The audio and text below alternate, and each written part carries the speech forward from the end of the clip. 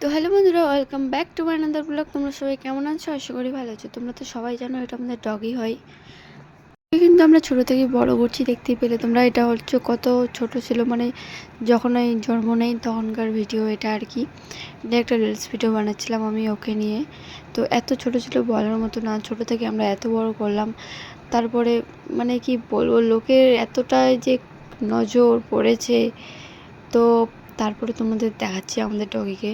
আমাকে এতটাই খারাপ লাগছে, পুরো বলার মতো না, তোমাদের বলে বোঝাতে পারবো না। যাকে আমি সবথেকে বেশি চাই, ভগবান সেটাই আমার কাছ থেকে কেড়ে নেয়, জানো তোমরা। দেখো এই যে আমাদের ডগিটা, ওটা এখন মানুষ, মানে কি বলবো, মানুষের নজর পড়ে যে ওকে এতটাই খারাপ করে দেবে আমি আশা করিনি জীবনেও। তারপরে দেখো আমাদের ডগিটা মনে আর বাঁচবে না, মানে বলে বুঝতে পারছি না কতটা কষ্ট লাগছে আমাকে। অনেক কষ্টের মধ্যে আমি ভিডিওটা বানালাম, অনেক কান্না করলাম ওর জন্য।